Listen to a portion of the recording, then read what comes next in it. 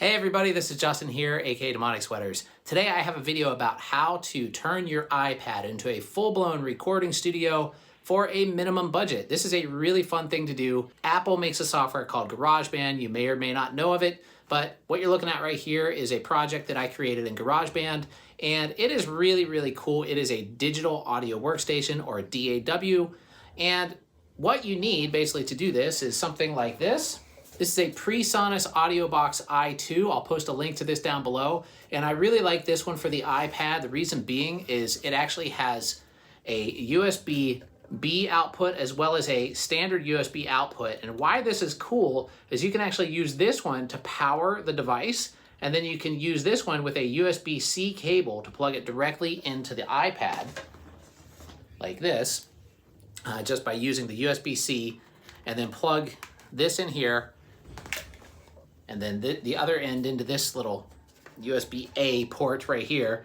And then the other port, you're gonna use that to power the device. Now there's other audio devices that will work with the iPad as well, but I really like the iTwo for this reason, because a lot of times if you ever tried to record on an iPad, you may have gotten this message where this device uses too much power and it won't let you use it. So this way, it already has a power supply on the audio interface, and it doesn't give you that error. So that's a really cool thing. The other thing that I used in this tutorial is this little USB-C adapter, and I use this in the second half where I'm recording drums. The reason why I use this one is because it has a headphone output and then standard USB inputs right here, and then I can plug my Alesis Nitro electronic drums into this and hear the headphone output and record MIDI drums right on here. So I'm gonna go back in time and show you guys a little bit of the guitar tracks that I recorded and how I did that, and then I'm going to go and show you the drums, and then I'll play you the full song that I did. So anyway, here we go. All right, so when you open up GarageBand, you're gonna see basically a page like this, but you probably won't have anything in here yet.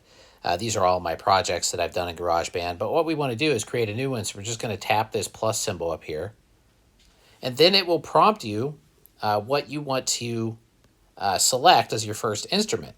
So since I'm going to be recording guitar, what I'm going to do is go back here to amp, and I'm just going to tap this. We can select either clean, distorted, bass, or more sounds here. I'll just show you what's in more sounds. A bunch of different guitar sounds and stuff like that. Now what this is basically a full guitar modeling application. So you could just plug your guitar directly into your interface and have all kinds of effects and amp models and all that stuff just right here in the iPad. You don't need anything else. So it's really, really nice. So I'm just going to select clean, and then I'll plug in my guitar and record some guitar tracks.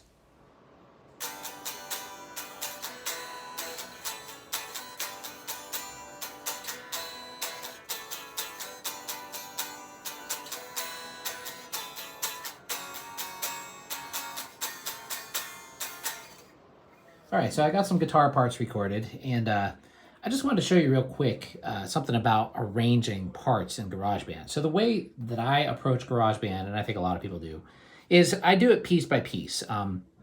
If you go here on this little plus symbol right here, you can see all the sections that I have. And each one of these are different parts of the songs. And all I've done so far are 2 guitar tracks. But basically, I just recorded part A, part B, and then part C, and then you can duplicate them and change the length of the bars. And then also, if you go here to edit, you can drag them and rearrange them. Like say if I go here, I can move that up there, but I'm not going to because I already arranged them the way that I want. But this way you can kind of, just record a bunch of sections and then arrange it however you want later. So that's usually how I do it. And so right now I have basically like a, I'll get out of here, like a verse, chorus, and bridge. And actually I think this is the bridge here. So verse, bridge, chorus. And I think that's pretty much how I'm going to leave it. I don't want to be too long for the sake of this video. But that's pretty much how you do it. I don't know why this isn't focusing here. Focus. So now what I think I'm going to do is add bass. And I'm probably just going to use a virtual instrument for bass. So let's go here to the bass section. Now I'm hoping they fixed, there actually used to be a problem with one of the bass sounds in GarageBand. Basically this muted bass, I noticed that one of them, the intonation was kind of out on it. So I would always have to correct it with like a pitch shift. Hopefully that's fixed, but I do know how to fix it if it isn't. So then all you have to do to record the bass parts is literally just tap the screen where you want to play the notes. And there's also something called autoplay, which if you go here to the chords section, I'm not going to use it today, but you can turn this on and basically it'll write bass lines for you.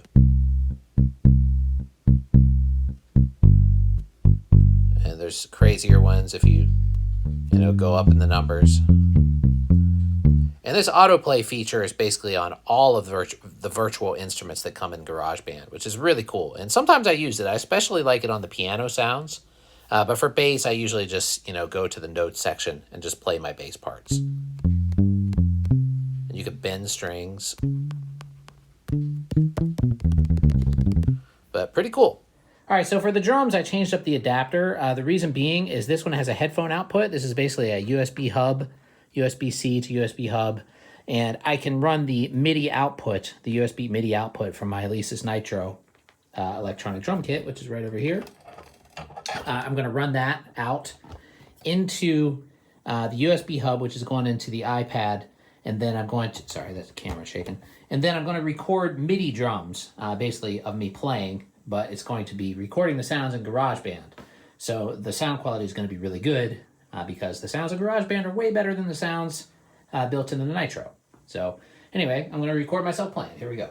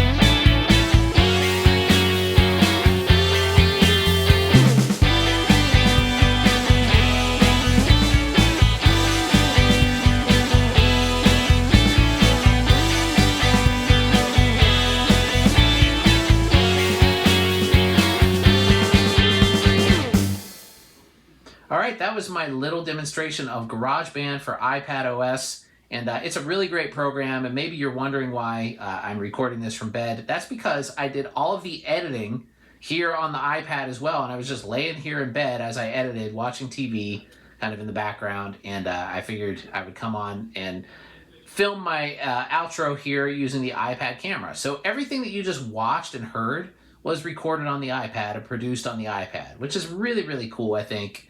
It's an affordable device, you know, compared to like a MacBook or even like a decent laptop. And you can do a lot of stuff with these things. So anyway, hopefully you enjoyed the video. Check out my links down below if you want to pick up any of this stuff. And don't forget to like, subscribe, and I'll see you all in the next video. Have a great day.